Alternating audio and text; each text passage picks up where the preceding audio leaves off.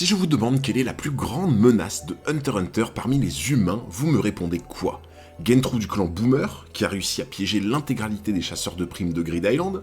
Kuroro et la brigade Fantôme, constituée de membres tous plus dangereux les uns que les autres, ou encore le quatrième prince de Kakin, Tserinich, à la tête d'un réseau mafieux terrifiant et de l'un des pouvoirs les plus broken du manga. Tous ces antagonistes brillent par leur puissance, leur intelligence ou leur dangerosité, cependant il existe un personnage encore bien plus dangereux qui est en passe de devenir le boss final de Hunter x Hunter, et il se nomme Jairo. Salut à tous, c'est Hunter404 et aujourd'hui dans cette vidéo je vais vous parler de la plus grande menace qui pèse sur le monde de Hunter x Hunter. En ce moment, vous devez vous dire « Attends, mais il est sérieux là? Jairo, on l'a quasiment jamais vu dans le manga, et là il est en train de nous dire que ça va être le futur boss ultime de Hunter x Hunter ?» Alors pour le coup, je vous l'accorde, ça peut sembler un peu difficile à croire de prime abord, surtout qu'on a vraiment très peu d'informations concernant le dirigeant de NGL. Sauf que c'est vraiment quand on commence à creuser profondément autour du personnage de Jairo, qu'on se rend compte qu'il y a un certain nombre de trucs pas nets, voire même carrément sombres. On en avait d'ailleurs déjà vaguement parlé lors du deuxième épisode Iceberg de Hunter x Hunter, que je vous recommande d'ailleurs d'aller revoir à la fin de cette vidéo. Sauf que pendant l'iceberg, on avait juste eu l'occasion d'effleurer très légèrement la surface des données concernant Jairo, alors qu'aujourd'hui, on va plonger dans les abysses profondes de son personnage. Je sais que je suis relou avec ça, mais n'hésitez pas à rejoindre ma page Twitter sur laquelle je tweete beaucoup de contenu Hunter x Hunter et où je partage aussi mes réactions de découverte One Piece sur Twitch. Dans tous les cas, laissez-moi vous dévoiler les différents secrets du personnage de Jairo qui me permettent de penser qu'il sera le futur boss ultime de Hunter x Hunter. Il est totalement impossible de présenter Jairo comme étant un antagoniste final avant de parler en tout premier lieu du rapport que Togashi a par rapport à Jairo dans l'arc des fourmis chimères. J'en avais déjà longuement parlé dans ma deuxième vidéo Iceberg, c'est pour ça que je vais essayer de faire assez court sur cette partie, mais vous expliquer quand même pourquoi il y a quelque chose de très bizarre qui tourne autour de Jairo et de Togashi. Il faut bien comprendre à la base que le personnage de Jairo est très peu présent, que ce soit dans le manga ou dans l'anime, mais surtout que son personnage n'a pas d'influence sur l'intrigue de l'arc des fourmis chimères. Du coup, je pense que j'ai pas besoin de préciser que c'est super bizarre que Togashi ait pris la peine de raconter l'enfance de Jairo dans les moindres détails, d'une façon extrêmement précise, même très intime, tout ça dans un chapitre entier, alors que le personnage est pas censé avoir de l'impact dans l'histoire. Parce que bon, teaser de ouf le passé d'un personnage qui au final n'a pas d'incidence sur l'intrigue de l'arc des fourmis chimères et qui n'est pas censé refaire d'apparition par la suite, bah ouais, on est censé se poser beaucoup de questions. Et ce qui a vraiment commencé à renforcer ce côté forcing de Togashi sur le personnage de Jairo, c'est quand les gens ont commencé à se rendre compte qu'il existait une scène qu'on voit dans le manga et qui ne figure pas dans l'anime, et pourtant qui a une importance colossale. Dans ce passage, on apercevait Jairo qui marchait dans la rue et qui croise complètement par hasard le chemin de Gon et de Killua juste avant de quitter la ville. Et dans ce passage, le truc qui était super choquant, c'était de voir à quel point Togashi insistait de ouf pour présenter Jairo comme étant un antagoniste final qui reviendra dans les dernières heures de Hunter x Hunter pour littéralement liquider tout le monde. En fonction de l'opinion de chacun, on peut y voir ou non un forcing de Togashi sur le personnage de Jairo, mais si comme moi vous trouvez cette histoire plutôt bizarre, attendez de voir ce que je vais vous expliquer par la suite. Parce qu'il existe 4 secrets, 4 faces sombres de Jairo qui viennent corroborer ce principe qu'il reviendra plus tard en tant qu'antagoniste final de Hunter x Hunter.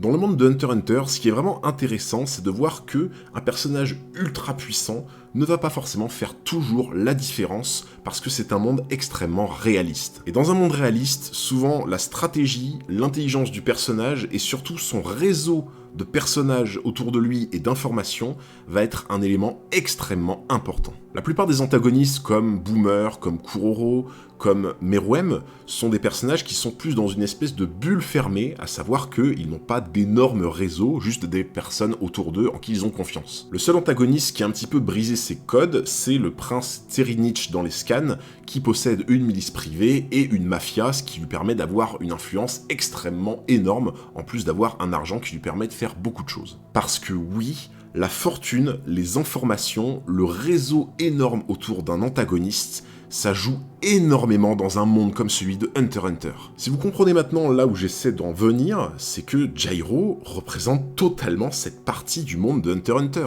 à savoir qu'il possède un réseau mafieux absolument terrifiant. On parle quand même d'un gamin qui est parti littéralement de rien, qui en 9 ans a réussi à fonder NGL, cette espèce d'usine à drogue qui lui a permis de s'enrichir, puis 9 ans plus tard de monter carrément un pays sur lequel il règne en tant qu'empereur. Imaginez-vous simplement l'influence de Jairo en tant qu'empereur pour réussir à cadenasser un pays de 2 millions d'habitants et faire en sorte qu'il soit complètement coupé du monde et de toute technologie. Là où le Golto de l'Est a été plus inspiré de la Corée du Nord, le régime qu'on peut voir dans NGL a davantage été inspiré par le Cambodge avec le régime des Khmers rouges. Jairo, quant à lui, a directement été inspiré du chef des Khmers rouges qui s'appelle Pol Pot. Et le truc assez marrant, c'est justement que si on s'attend à un retour de Jairo, il faut savoir que Pol Pot a été chassé du pouvoir par les forces vietnamiennes, puis a essayé de reconquérir sa place par la suite. À partir de là, vous devez peut-être vous dire, alors oui, c'est bien, Jairo, il avait une énorme influence, beaucoup de personnes dans son réseau mafieux,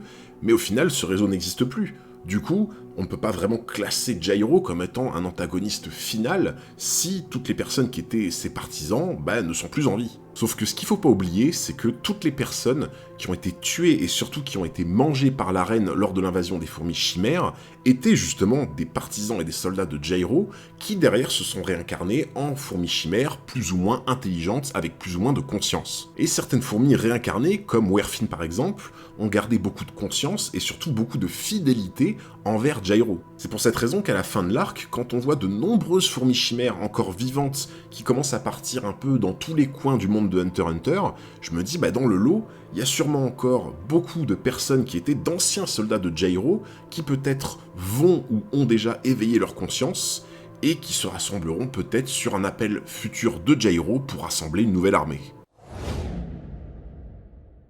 On a parlé juste avant d'un réseau mafieux immense et extrêmement dangereux que peu d'antagonistes peuvent se vanter d'avoir. Maintenant, je vais surtout vous parler de l'état d'esprit de Jairo,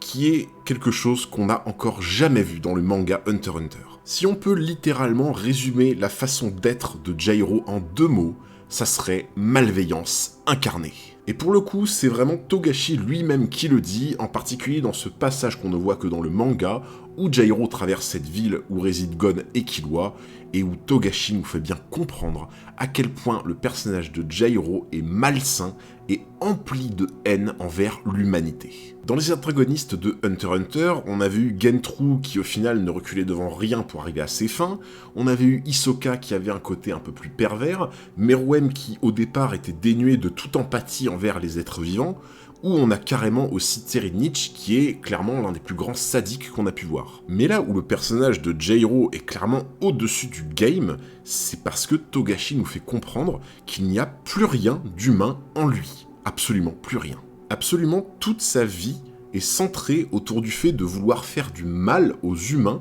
étant donné qu'à la fin du flashback, quand il se rend compte que son père l'a laissé tomber et au final n'a jamais eu d'amour pour lui, c'est vraiment à ce moment-là qu'il est arrivé lui-même à la conclusion qu'il n'était même pas humain. Et c'est vraiment là où son personnage a pris une dimension super intéressante, dans le sens où, tant qu'il était empereur de son pays et de NGL, au final, il était plus du tout humain, il ne voulait que du mal et faire souffrir tous les êtres vivants, mais il avait encore une chose humaine, à savoir son enveloppe corporelle. Et l'élément déclencheur du vrai visage de Jairo, c'est parce qu'il s'est fait manger justement par la reine, et qu'à partir de là, en devenant une fourmi chimère, il a perdu la seule chose qui faisait encore de lui un humain. Et le fait que Jairo perde son apparence humaine et devienne une fourmi chimère qui, au final, physiquement sera encore plus dangereux,